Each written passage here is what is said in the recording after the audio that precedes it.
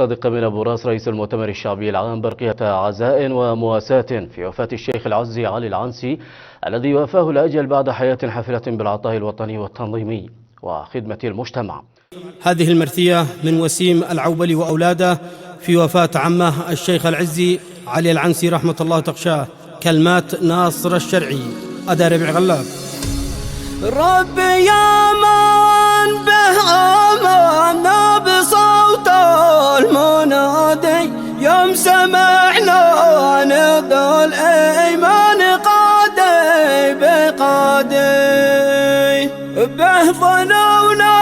العباد في كل شيء لا إرادي والتوكل حلوي في خافي الشيء وبادي وإن رفعنا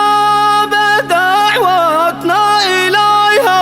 الأيادي حولها ما ودل من مودات موادي للنبي قال في القرآن بلغ عبادي إن ربك قريب منهم مجيب من ينادي من وريديها واقرب لي برغم ابتعادي مرفقه بي ومقصى قلبي الله يهدي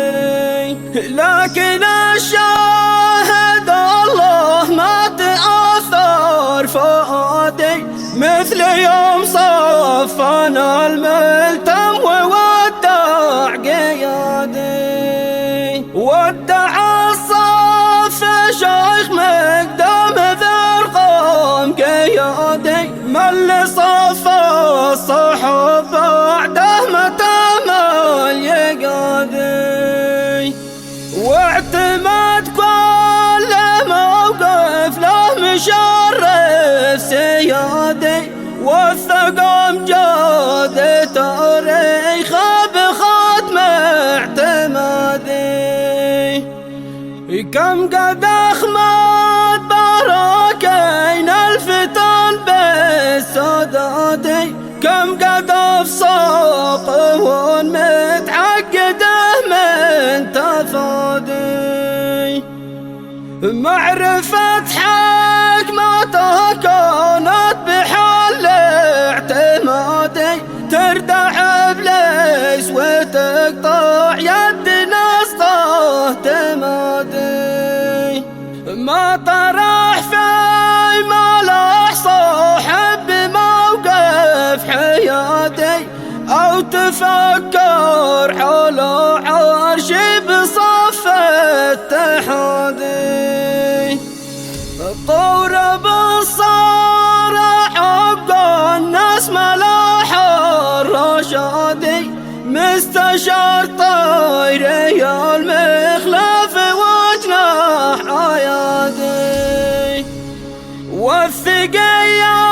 ملاح بالدمع مرثاه مدادي في وفاة عزي العنسي وعزي بوادي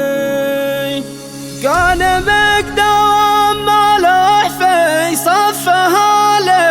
الاتحادي كل من كان يتعدى ملاح كان يعادي بعد ما عاش له قال خاطر اشياء بلادي قالت انت تعيش والموت لله يدي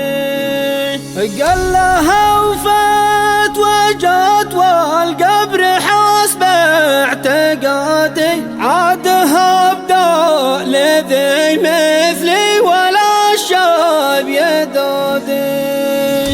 قالت اعلن عليك بالثوب الاسود حدادي قال ما شي حزن رجع من الموت محادي مات وامست على كربة أسى غير عادي واكتست حمة العيد اسود اثواب تعزيه تجمع أولاده رجال المبادئ هم وقومه بني العنس على شر مبادئ. يا صلاتي على شافع ونافع وهادي مصطفى مجتبى ختم الأنبياء